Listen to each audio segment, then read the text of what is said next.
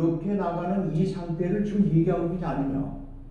그러니까 쾌락 자체를 부인하는 것이 아니고 쾌락 자체는 삶에서에 있어서의 하나의 가치제입니다. 쾌락이라고 하는 쾌락의 감정이라는 거 가치제인데, 물론 여기에서 그 쾌락이라는 의미가 다들 많이 다릅니다. 스펙트럼이. 예를 들면은 그 에피쿠로스의 경우에 고대 철학자이시죠. 그래서 우리는 그분을 쾌락주의자라고 하는데, 그분에게 있어서의 쾌락주의자라고 하는 거기서 쾌락, 그분이 그 이상적으로 생각하고 있는 이 쾌락이라고 하는 건 뭐냐면 영혼의 평정의 상태입니다. 그리고 고통이 부재한 상태를 바로 그것을 바로 이제 쾌락이라는 개념을 가지고 있는데, 그래서 이 영혼의 평정이나 고통의 부재로서의 그런 쾌락이라고 하는 것은 우리가 쾌락을 생각할 때 마음껏 식욕이 있을 때, 배가 고플 때에 그 고통이 오게 되죠. 그럴 때에 음식물을 갖다가 내가 고통을 했을 때에 딱 배고픔의 고통이 왔을 때 음식물을 내가 먹게 되면은 꿀맛으로 먹게 되면서 고통에서 자신이 해방이 되면서 마음의 평정이 얻어지게 됩니다. 그러면은 그와 같은 욕구가 자연적인 하나의 그 생리적 욕구가 생겼는데, 그것을 충족시키는 순간에 사람은 신체적인 무엇을 느끼게 됩니까? 쾌적함을 느끼게 됩니다. 그게 쾌락입니다. 그런 정도의 쾌락은, 이것은 당연히 생리적 욕구를 갖다가 하게 되는데, 만일 욕구를 갖다가 채우기 위해 가지고 과거의 그 네로 시대의 로마에서 귀족들 하도 잔치를 황제가 주관하는 잔치가 하도 많은데, 거기서 막 그냥 먹을 대로 먹고 마실 대로 맞고 그냥 그런 것을 갖다가 하다가 보니까 사람들이 질리게 되죠. 그러니까 어떻게 했습니까? 즐기기 위해서 그거 한다면 또 자기가 가서 이제 오바이트 해주고, 일부러 하는 겁니다. 오바이트 해주고 또 다시 해가지고 돼. 자, 그런 상태에 들어갔을 때에 그것은 수동적인 면도 있고 억지로 하는 그런 면도 있고, 그리고 혹은 음식에 대한 것을 과도하게 그 쾌감에 자신이 그 음식의 식탐의 쾌감을 하기 위해서 더 많은 양을 갖다가 자꾸 먹으려고 할 때에, 그럴 때에 그 오게 되는 그 일종의 음식을 섭취하려고 하는 그 욕구, 그리고 그것을 섭취했을 때 오게 되는 다량의 것을 하게 됐을 때 오게 되는 자신의 어떤 쾌락. 그런데 이것이 어느 정도에 가게 됐을 때에는 결국은 거기에서 이런 역기능적인 그런 것이 오게 되는 것이다.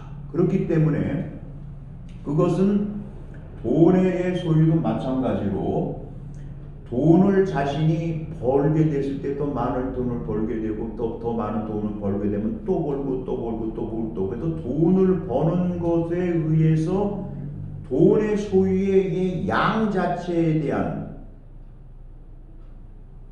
의욕과 의욕을 계속해서, 욕구와 욕구를 계속해서 가지고 더 많은 것을 갖다가 이렇게 내가 소유를 하고 버는 순간에 그 받는 어떤 그 욕구 충족에서 오는 그러한 쾌락이 왔을 때, 근데 그거를 자꾸 해서 돈을 버는 것에 의해서 오게 되는 그 쾌락을 좀 더 강도 깊은 그러한 쾌락을 가지고 탐할 때에는 여기에서 우리들이 쾌락에 놓여야 될 것이다. 여기에서 오게 되는 이것을 쾌락의 주인이 되는 그 경지는 무엇인가? 그럴 때에 지금 돈을 소유하라는 욕구를 가급적이면 좀 줄여 나가는, 그럴 때에 소유된 돈의 양이 이렇게 했을 때에 삶의 돈의 소유에서 오게 되는 삶의 만족도가 좀 더 높아지는 것이 아니냐라고 하나의 그 심리적인 해결책을 하나에 내놓게 되는 것입니다. 자, 그래서 그때에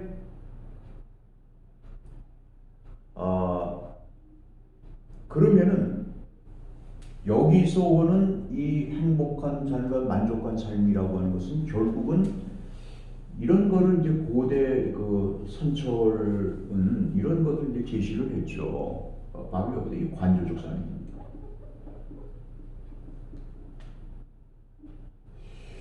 관조적 삶, 이 신적인 존재.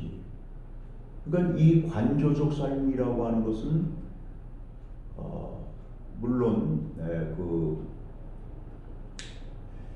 이 관조적 삶과 이제 그 활동적 삶을 이렇게 나누고 이제 활동적 삶이라고 하는 거는 이 의식주를 그리고 이제 이것을 잘 하려고 하는 의식주를 막 채우고 해야 되죠. 그러니까 이게 하나의 생물학적인 하나의 그 자연적 본능에 추구하는 것을 이제 그것을 충족시키고 하려는 게 이제 그게 하나의 이제 그러니까 일상적인 직업 활동을 얘기를 이제 하면서 그러면서 여기서의 직업의 활동이 단순히 생물학적인 자기가 이런 생리적인 것을 이런 걸 채우게 되기 위해서 하는 측면에 물론 이 욕구를 되어 있는데 자기의 직업 활동이 보다 더 한 단계 더 의식이 고양이 되면서 이게 이제 어떤 의미에서는 뭐 안전도 하게 만들고 사람과 소통도 하게 되고 또 가족들이 단란하게 또 연인들끼리 뭐 단란하게 사랑하고 또 부모님하고의 또 가족에서 관계 사랑하고 이제 자녀들 사랑하고 또 또한 이렇게 인정받고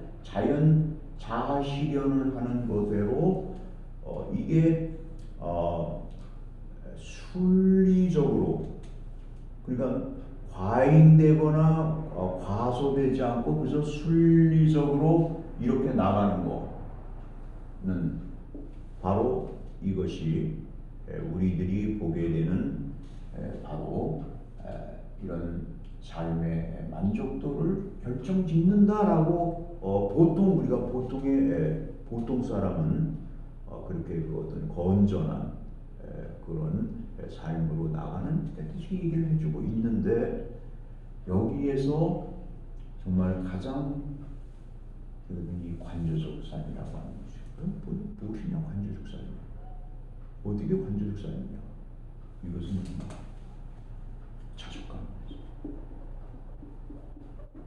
여기에 도달해요. 그러니까 이 자족감이라고 하는 거는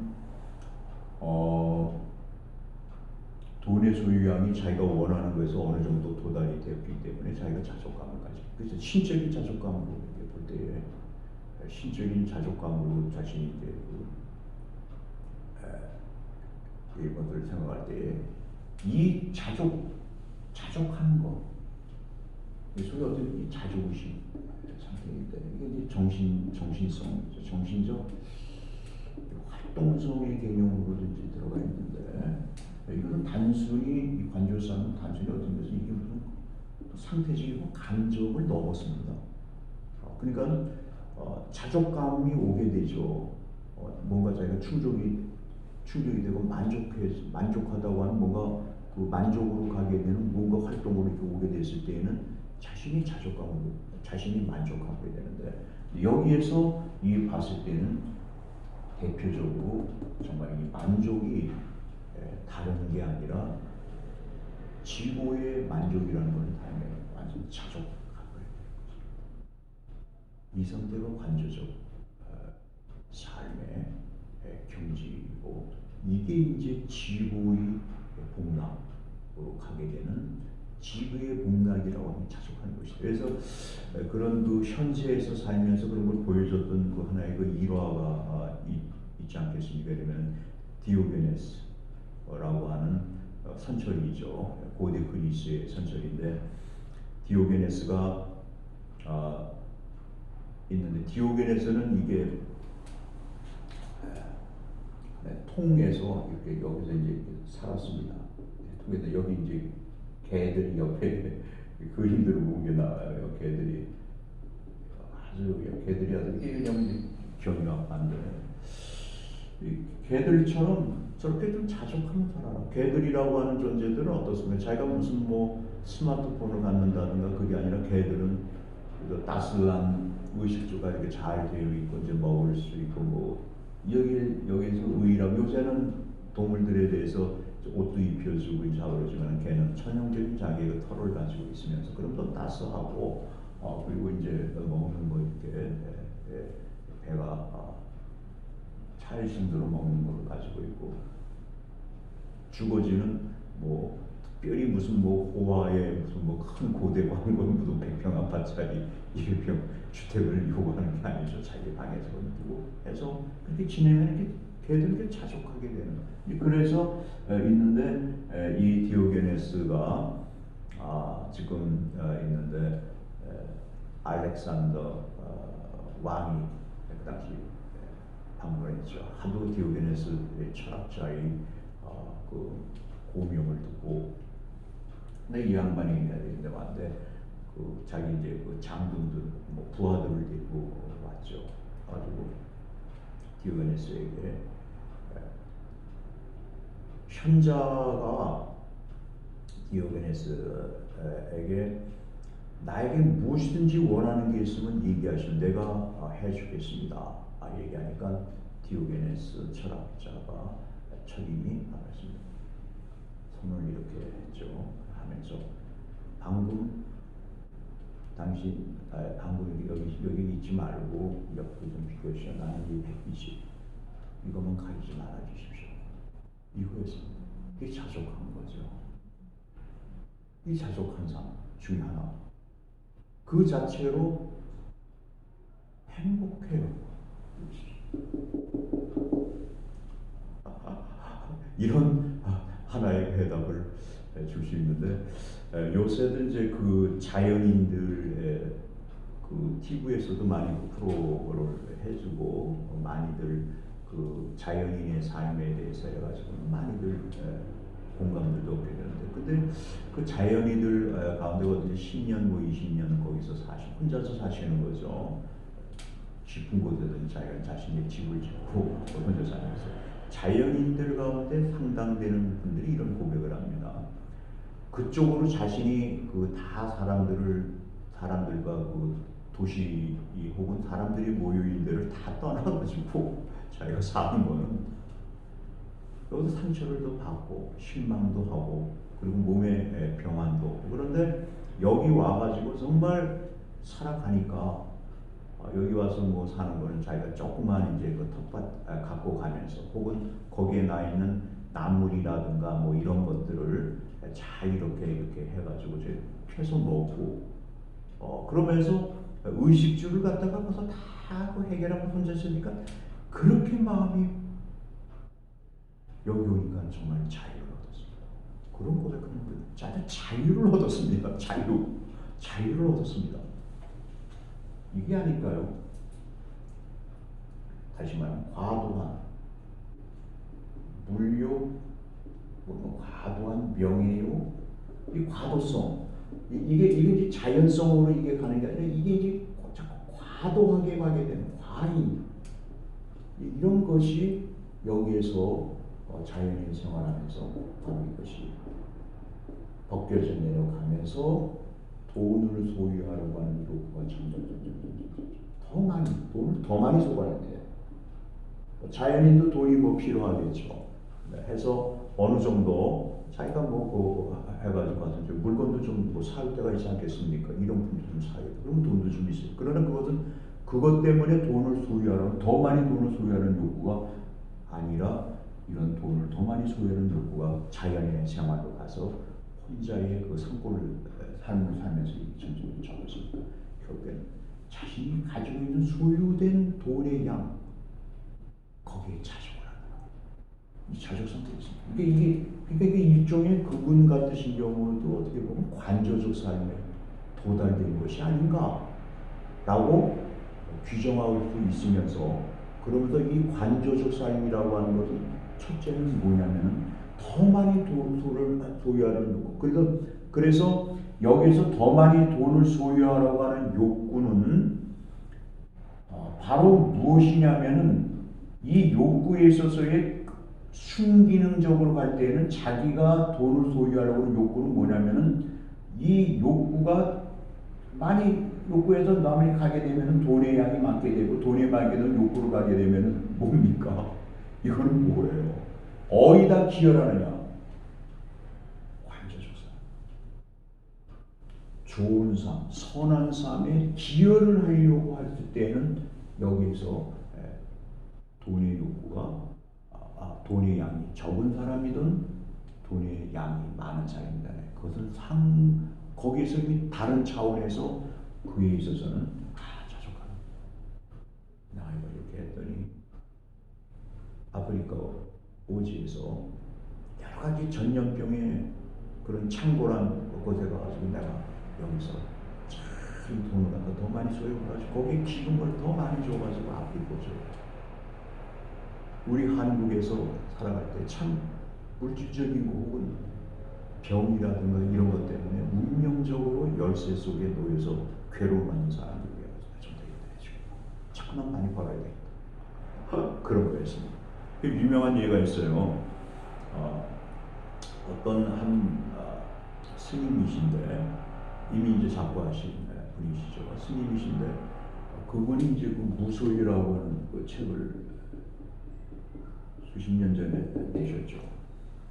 자그마치면 그게 그냥 초대형 이제 베스트셀러가 되면서 이제 하면서 그때 나중에 무슨 샘터사에 나신 거라는데 근데 그 샘터사 이 당시에서는 샘터사 사장님이 그 스님이 세상을 이제 떠나게 되셨을 때 이제 그런 걸 아주 인터뷰에서 말씀하시는 거예요. 이분이 이런 말씀을 하셨습니다. 사장님께서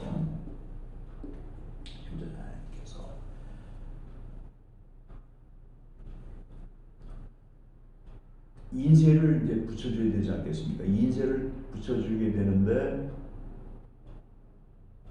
그 스님이 전화를 해가지고 당신 말이야 왜 아직 안 붙이냐고 그렇게 강하게 얘기를 하시는 거예요. 그러니까 그러니까 이 스님 사장님이 속으로 생각하실 때 그러셨다고 그러더라고요. 자신이 인터뷰에서 말씀하신 거예요. 아니 어떻게 스님이 이렇게 밝히시나 어떻게 그런 생각을 했다는 거죠. 그 옆에서는 또 이런 생각도 우리가 아니 이렇게 무소유라는 걸 가지고 이렇게 해가지고 베스트셀러 돼가지고 지금 이제가 팡팡 들어오고 계신데 이거 쓴 분이 이거 돈 안 붙여준다고 해서 이렇게 난리야 제대하면서. 그런데 어떻습니까? 스님이 세상을 떠나셨을 때문에 달라요. 그 당시에 그 스님께서 어떠셨습니까?